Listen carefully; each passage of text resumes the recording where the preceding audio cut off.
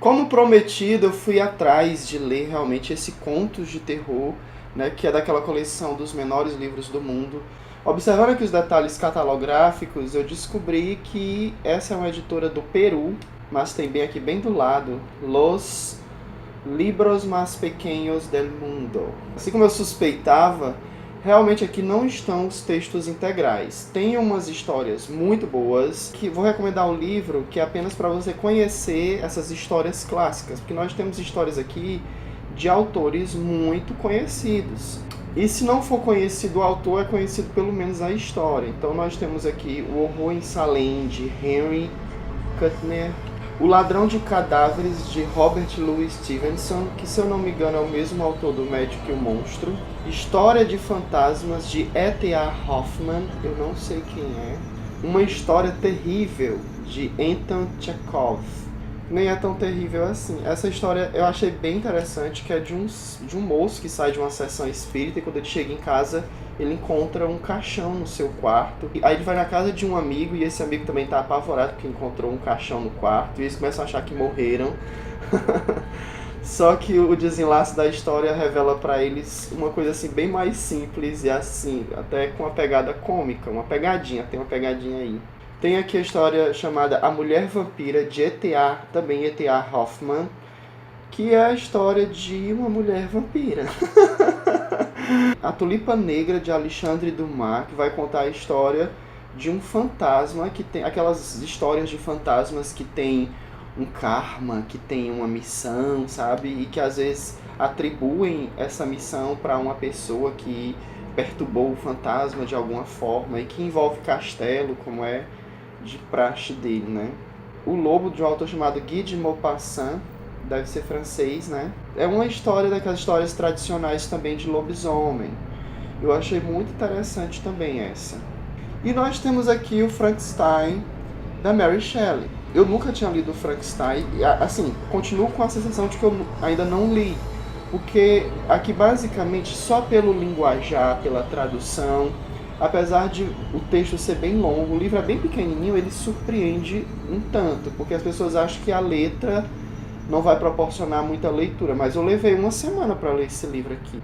Antes de ler o Frankenstein, lendo aqui um outro conto, eu já imaginei, assim, pela linguagem, pela forma como está construída os parágrafos e como estão suprimidas algumas informações, você percebe nitidamente que aqui não é o texto integral, é uma adaptação. Mas não posso dizer que não foi uma leitura válida. Na verdade, a leitura foi muito interessante. Através desse livrinho eu conheci muitas histórias, né, de maneira rápida, que eu talvez só tinha ouvido falar pelo autor, pelo título da história.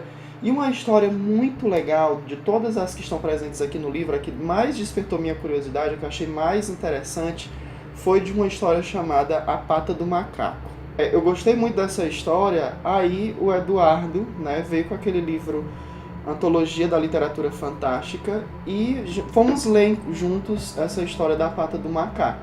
Não dá pra ver direitinho, mas ele tem uma cor mais profunda, mais puxada pro azul. Ele é bem colorido.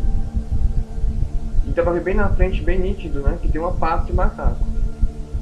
Então, Eduardo, você já sabia que tinha esse conto nesse livro? Você já tinha lido todos os contos? Não, nunca tinha lido, mas eu deduzi porque tem a pata de macaco na capa. Enfim, do que se trata este livro bacana, bonitão? É como o próprio nome diz, é uma antologia de literatura fantástica que foi organizada por Adolfo Bioy Casares, Jorge Luiz Borges e outra criatura que eu nunca ouvi falar, chamada Silvina Ocampo. Eu não sei quem são eles, sei que são autores, somente o Jorge Luiz Borges é o que eu mais ouvi falar antes. Quando o Glenn contou a história, eu quis saber um pouco mais dela e saber se o que ele tinha lido tinha sido a edição integral daquele conto. Até porque eu fiquei um pouco insatisfeito com algumas informações da história. Ele salta de um momento para outro e...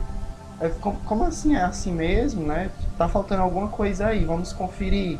A gente vai contar um episódio bastante intrigante a respeito de uma família, se não me engano, uma família inglesa, Londrina. É de um vilarejo no interior. Tanto é que ele fala que vilarejo é pouco visitado, né? O vilarejo é pouco visitado e o moço está até aborrecido porque não acontece muitas coisas por ali. Eis que chega uma visita. Uma visita que foi chamada, né? É um coronel amigo do pai da família. Ele é composto de pai, mãe e o filho deles, que já era adulto. E esse coronel, ele vai falar um pouco sobre as viagens dele do tempo que ele era mais jovem. Inclusive, uma viagem à Índia. E na Índia, ele foi presenteado com uma pata mumificada de um macaco. Quem lhe deu foi um faquir. E ele disse que aquela pata dispunha de muito poder. E que 3 homens poderiam, agarrando aquela pata, fazer 3 pedidos, cada qual poderia cumprir 3 pedidos, um total de 9. E essa era, vamos dizer assim, a duração de vida ou de poder desse artifício, desse artefato. Só que eles começaram a zombar dessa história, achando que era pura superstição. E aí o homem, desejoso de que aquilo acabasse uma vez e dizendo que já tinha sido muitos tragédias por conta daquele artefato, quis jogá-lo no fogo. Só que aí o senhor lá da casa, ele resgata, né? Tipo, mesmo zombando, ele foi lá e resgata a pata. Não, deixa que fique comigo. E o dono antigo diz assim, não, mas é melhor a gente destruir mesmo. Ele, não, mas não se preocupe, deixa aqui comigo, vai que eu tenho um pedido legal pra fazer, né? E aí fala brincando. Depois que o homem vai embora, ele faz um pedido realmente.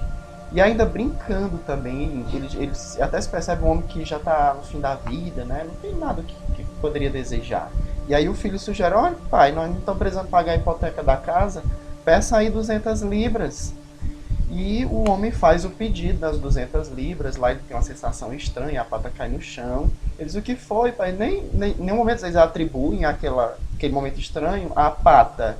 Eles acham que foi uma coisa que o pai dele sentiu. Ah, não foi nada, fica por isso mesmo e vamos dormir.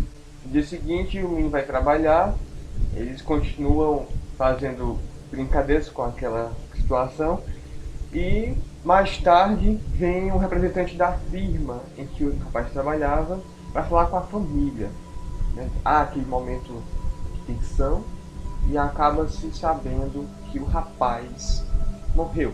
E para compensar a família, a firma vai retribuí-los com o valor de 200 libras. Ah, a história termina aí, né? Então não. A gente tem que lembrar que a pata do macaco concedia 3 desejos e o homem, o Sr. White, só tinha desejado um. E a mãe fica meio transtornada, meio depressiva, um pouco alucinada, de dor pela perda do filho. E numa noite ela faz o pedido para que, aliás, ela pede ao marido para que ele faça, porque ele era a terceira pessoa, né? Pedir que o filho volte vivo. 2 minutos após esse pedido, eles começam a ouvir passos ali nos arredores da casa e de repente uma batida na porta. E essas batidas começam a ficar incessantes. Eles ficam com medo de ir até lá, até que a mãe cria realmente coragem e vai até a porta, sabendo que ali estaria o filho amado, né, de volta do solo, enfim, do túmulo. Então, desejosa de receber com o braço aberto aquele filho, ela corre até a porta, só que ela encontra um obstáculo, que é a tranca, que está muito alta. Então ela vai, pega uma cadeira para destrancar essa porta. Aí nesse ponto da história, ele conduz a narrativa para o pensamento do pai, né? E ele conjectura que talvez aquilo não seja uma coisa boa. Então ele sabe que pode fazer um último pedido, até porque a mãe se encontra num estado de alucinação muito alto, até histérica, e ele percebe que aquilo não foi uma boa ideia. E antes que ela abra essa porta, ele recorre à pata do macaco e faz um terceiro pedido. Qual seria o último pedido? A gente não pode dizer. E, tipo, a história no finalzinho, ele não diz também pro leitor o que foi que de fato aconteceu. Você fica com essa dúvida. Deixa muito claro. E essa que é o bacana da história. 470 títulos dessa coleção, eu não vou saber se todos eles trazem o texto adaptado.